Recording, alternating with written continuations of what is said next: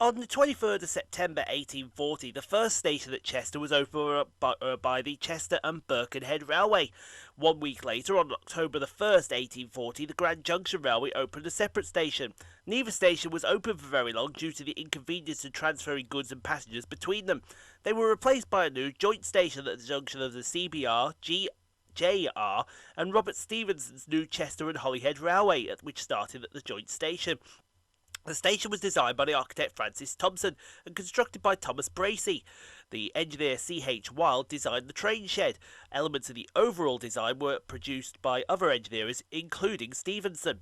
On the 1st of August 1847, construction of the station began. The foundation stone was laid by Bracey, and it was built by a workforce of around 2,000 people, including bricklayers, stonemasons, carpenters, roofers, plumbers, and other skilled and unskilled workers. On the 1st of August 1848, Chester Station was officially opened, exactly 1 year after construction began. The opening was met by a great acclaim amongst the city's populace due to the wide range of destinations that could be reached for the first time. The station building is built in the Staffordshire blue brick and pale grey Staunton sandstone as slate roofs, with the Italianate style. It has a 305-metre two-storey facade with a 15-bay central section and 5-bay lateral projection pavilions, each of which have its own 2 towers. A large clock manufactured by J.B. Joyce and Company on the front of the station was originally located centrally, but was moved to the western half of the facade following the construction of the Queen Hotel, which obscured it. The stage central section's middle 7 bays contain carvings by sculptor John Thomas. Several carved wooden owls occupy locations in the roof beams above platform 4 to deter feral pigeons from roosting. As first built, the station had a single through platform, a pair of bay platforms, and the main building. Early on, it became highly trafficked, particularly due to its position as a junction station between multiple lines and railway companies.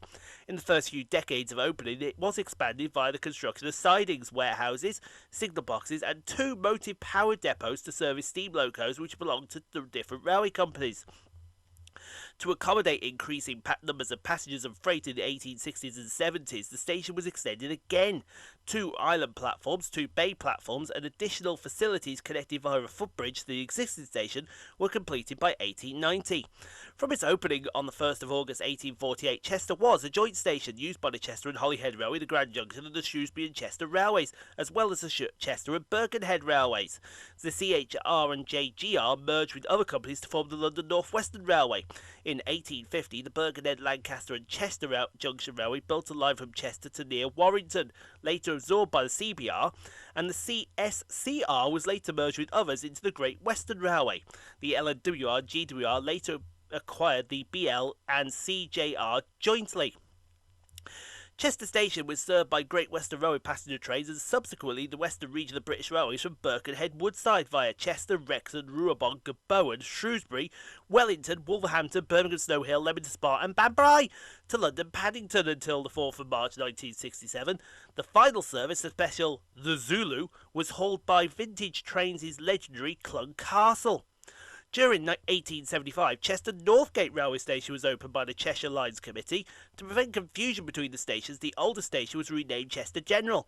In 1969, as the result of Beeching's cuts, Chester Northgate was closed and Chester General reverted back to Chester.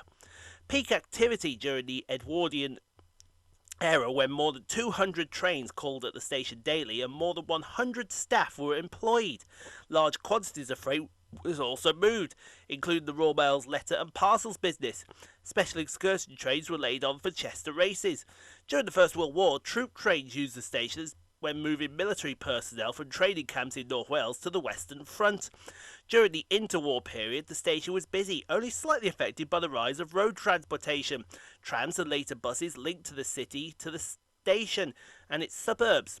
During the Second World War, the station saw a high volume of traffic, including trains hauling ammunition. It survived the conflict unscathed, sustaining no direct hits, but to mitigate against aerial attacks, a concrete bunker was built to house signalling equipment. In January 2016, according to the Office of Rail and Road, passenger numbers doubled over the previous 10 years, making Chester the 8th busiest station in the North West region. The rise was attributed to new services, such as direct trains to London and increased frequencies on the Merseyrail network. Started in 2005, the station was restored in the Chester Renaissance Project. Improvements made by Network Rail include groundworks around the east end frontage and repairs to the facade's east and west wings, renewal of the roof glazing, enhancements to the train shed and other general improvements. Improved local traffic management and access to the station was achieved by alterations to Station Square, which completed in December 2007. Agricultural lighting was also installed in strategic areas, and a new concourse was opened by Arriva Trains Wells on October 2008. Between 2009 and 2010, improvements include the second staircase to access the island platform, structural repairs to the platforms, restoration of the overbridge, and work to enhance the station's frontage. The station is recorded in the National Heritage List of England as Grade 2 listed. It is one of 22 Grade 1 or Grade 2 listed stations in England. A plaque commemorating Thomas Brazy was installed in the wall opposite the booking office, Brazy being born in Burton, 6 miles south of Chester. So we'll get started here at Chester with 197010, working the 0852 Transport for Wales service from Credit North to Manchester Airport via Warrington Bank Quay. Next out to party is 197002, working the 0855 Transport for Wales service from Manchester Airport to Credit North.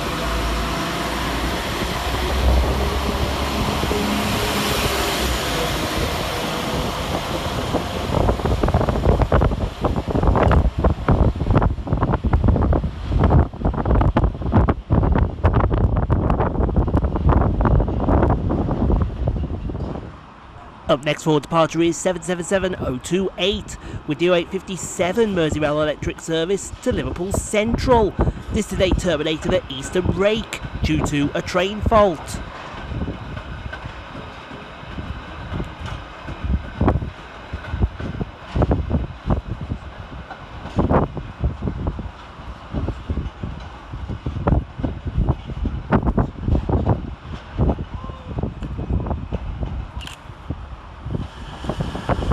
Arriving to terminate with a Merseyrail electric service off Liverpool Central is 777020.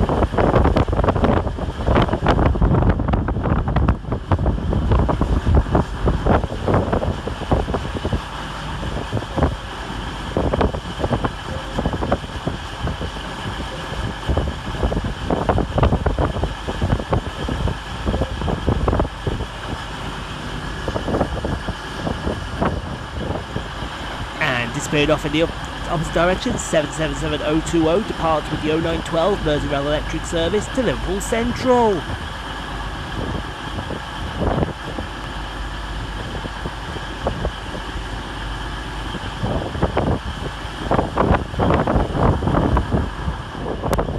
Next in to terminate with a Merseyrail electric service off Liverpool Central is 777030.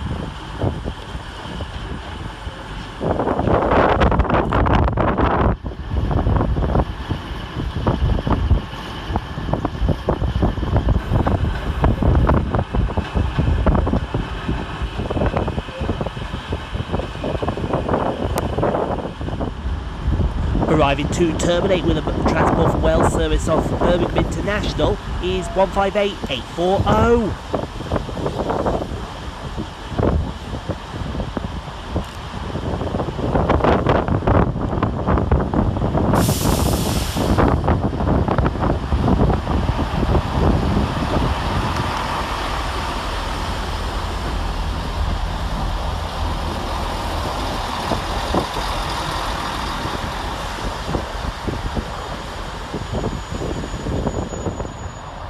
Also arriving on the same platform is 158830 with the 0930 Transport for Wales service from Holyhead to Birmingham International.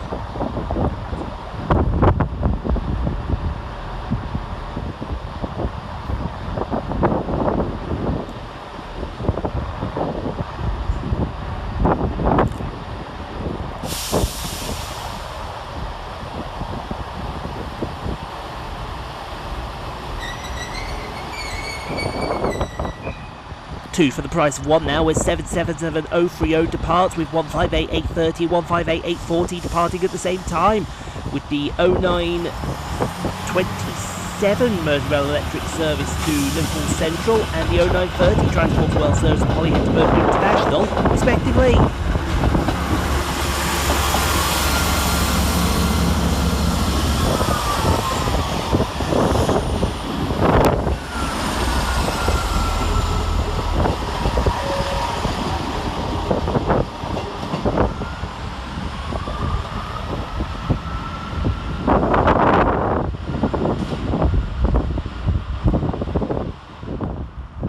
Arriving to terminate with the Merseyrail electric service off Liverpool Central is 777006.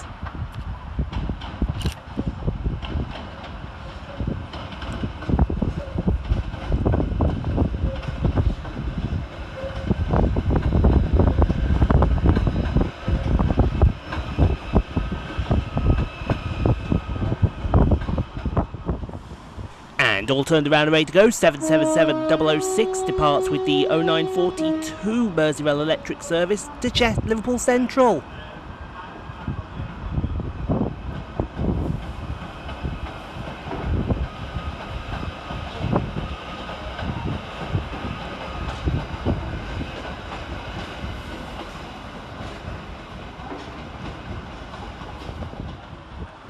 And the final train on this side is 777005, terminating with a Merseyrail electric service off Liverpool Central.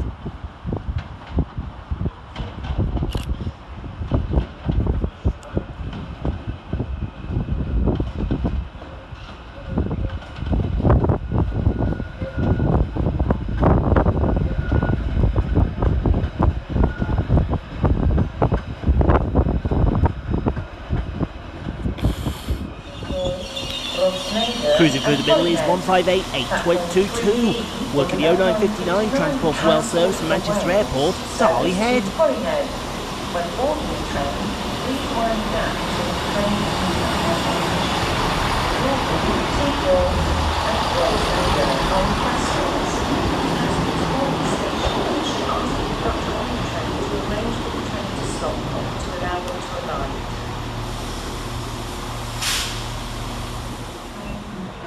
Next out two departees 197112 with the 0952 Transport for Well service from Dindor to Manchester Airport via Warrington Bank Quay.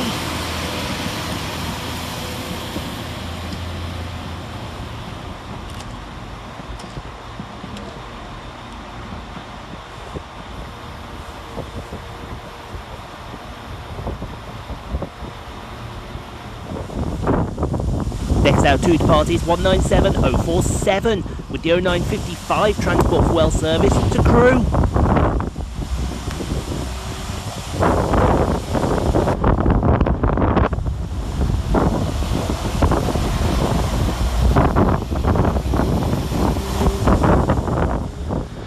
And as that disappears into the distance, we see 150-101 depart with the 0956 Northern service to Manchester Piccadilly via Altrincham.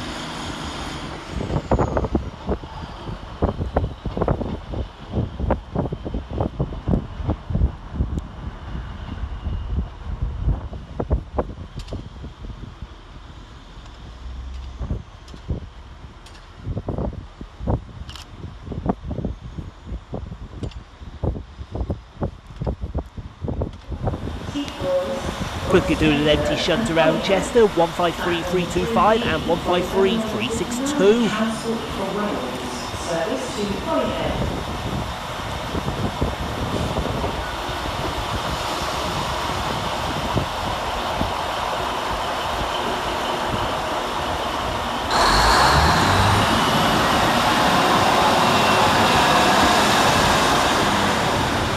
Arriving to terminate with a northern service off Leeds is 195103.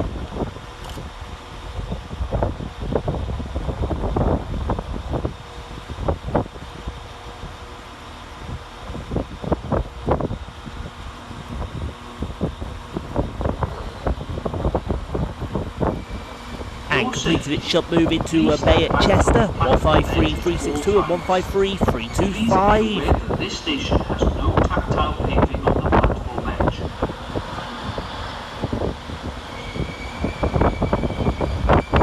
Do not leave your luggage unattended on the station. Luggage left unattended may be removed without warning or damaged or destroyed by the security services.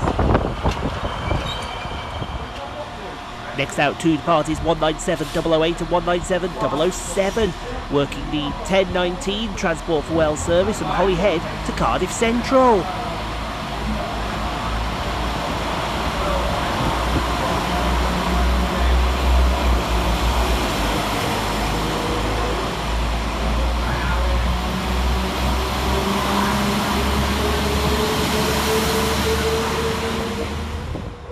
Next in to arrive is 197-006 with the 1028 Transport for Wales service from Crewe to Llandudno.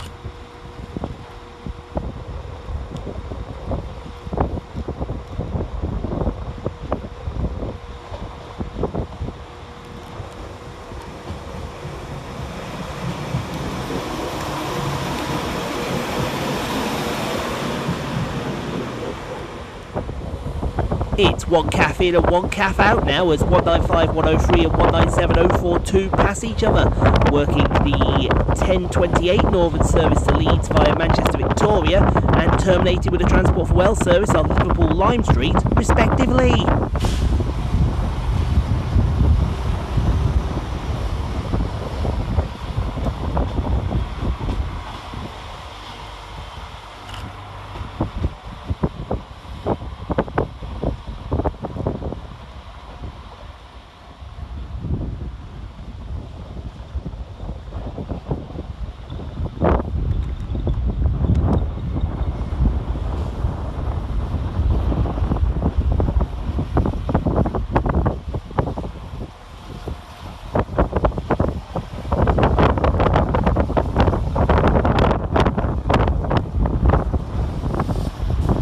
Next out to depart 5 minutes late is 221-108 with the 1032 Avanti West Coast service from Holyhead to London Euston.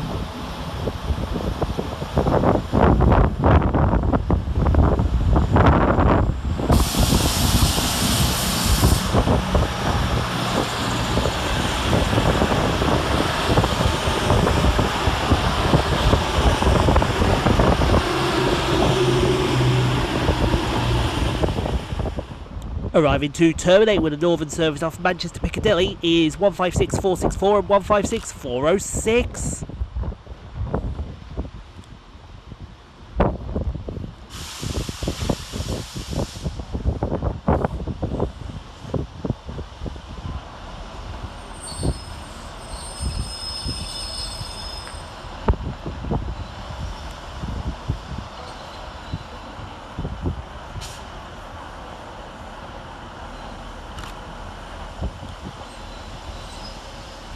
And also arriving to terminate with a Transport for Wales service off Crewe is 197-047.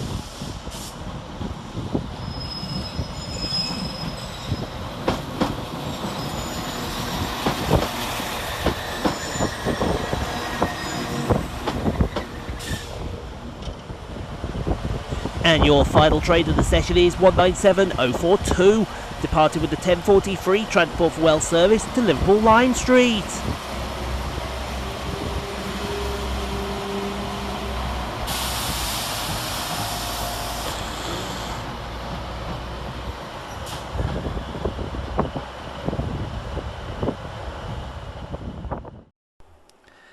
Thank you so much for watching, everyone. If you enjoyed what you saw, click on the two videos here at the end screen. Helps out the channel. Also, don't forget to like, comment, subscribe if you are new and got this far. And we'll see you all in the next video, folks, wherever that may take us. We'll see you then, folks.